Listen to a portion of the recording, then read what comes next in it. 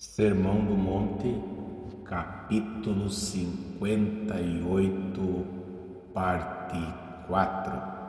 Rocha ou areia.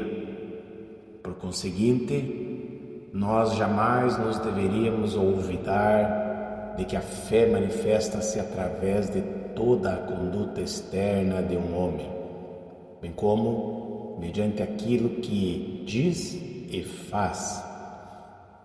A fé sempre transparece por meio da personalidade inteira do indivíduo. Poderíamos sumariar todo esse pensamento nas palavras que encontramos em 1 João 1 e 2, onde se lê: se dissermos que mantemos comunhão com Ele e andarmos nas trevas, mentimos e não praticamos a verdade.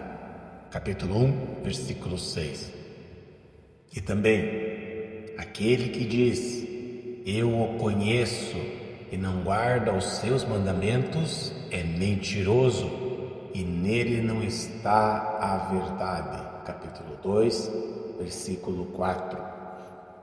Pode-se perceber claramente em que altura se desviaram da senda reta aqueles que asseveram que o Sermão do Monte não pode ser aplicado a nós, mas tão somente aos discípulos originais de nosso Senhor, bem como aos judeus de algum reino futuro que ainda haverá de ser inaugurado. Esses dizem que assim deve ser porque, de outro modo, ficaríamos debaixo da lei e não da graça. Mas as palavras que acabamos de citar, com base na primeira epístola de João, foram escritas debaixo da graça. E João deixa perfeitamente esclarecido quando declara: se alguém disser, eu o conheço, isto é, a sua fé, crendo na graça de Cristo e no perdão gratuito dos pecados, se alguém disser, eu o conheço, e não guarda os seus mandamentos, é mentiroso. Isso serve de mera reiteração do que o Senhor Jesus havia dito acerca daqueles que entrarão ou não no reino dos céus. Nem todo o que me diz Senhor, Senhor, mas aquele que faz a vontade de meu Pai que está nos céus. Essa é a própria mensagem do Novo Testamento inteiro. Escreveu Paulo a Tito dizendo: o qual a si mesmo se deu por nós a fim de purificar para si mesmo um povo exclusivamente seu, zeloso de boas obras. Capítulo 2, versículo 14. Fomos salvos para a santidade. Cristo nos separou do mundo a fim de preparar-nos para si mesmo, e a si mesmo se purifica todo que nele tem esta esperança, assim como ele é puro. 1 João, capítulo 3, versículo 3. Essa é a doutrina ensinada na Bíblia. Mas precisamos aplicar todos esses particulares de uma maneira ainda mais pormenorizada. O que fica implícito quando se põe em prática o Sermão do Monte? Como posso saber se sou um homem prudente ou se sou um homem insensato? Novamente, seja-me permitido começar com alguns pontos negativos. Um dos melhores testes é esse.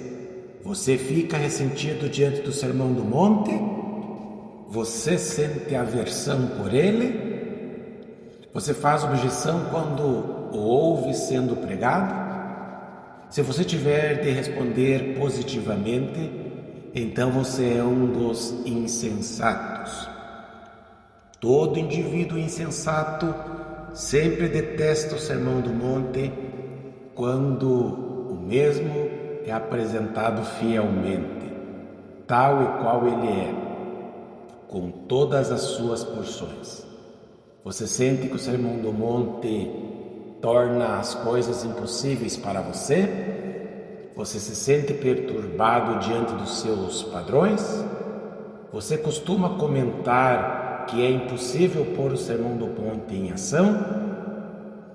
Você critica-o dizendo: ele é rígido, a sua pregação é severa e ele torna tudo destrutivo de esperança? É essa a sua reação diante do Sermão do Monte? Essa sempre será a reação de todo crente falso.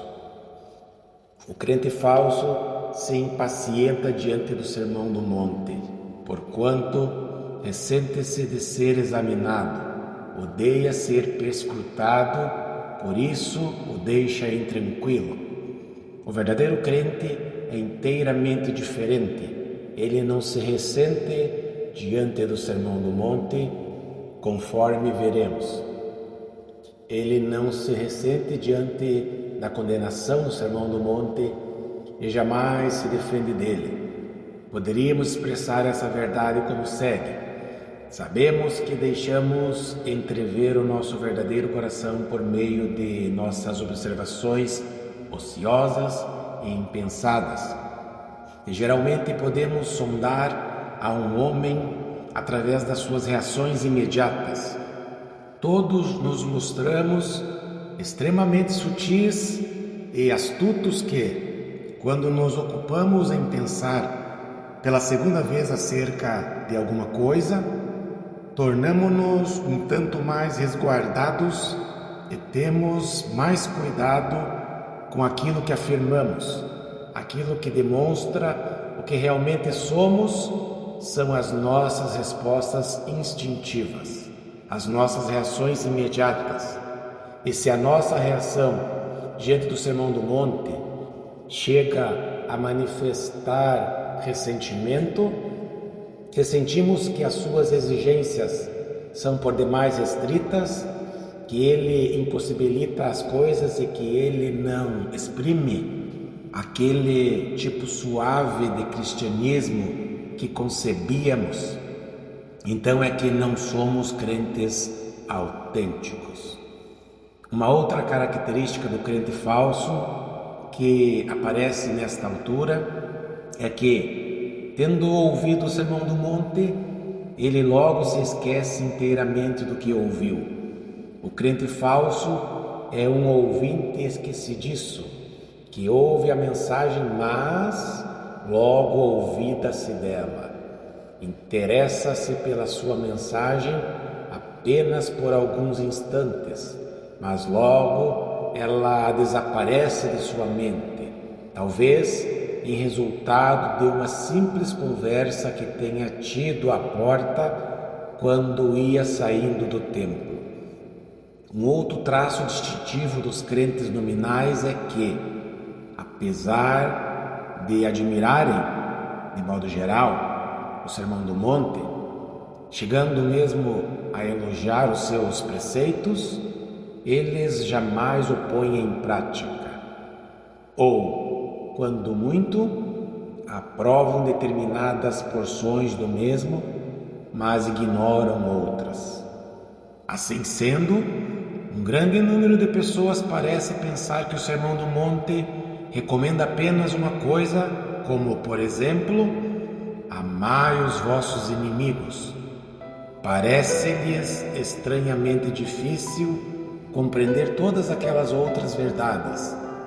No entanto, cumpre-nos recebê-lo como um todo. Os capítulos 5, 6 e 7, ou seja, as bem-aventuranças, os preceitos, as instruções e tudo o mais é tudo um só sermão. Todavia, voltemo-nos agora para o exame das características positivas do verdadeiro crente. Esse é o indivíduo que enfrenta o ensino do Sermão do Monte na inteireza do mesmo. Ele não seleciona e escolhe, mas permite que cada porção da Bíblia fale para ele. Não se mostra impaciente,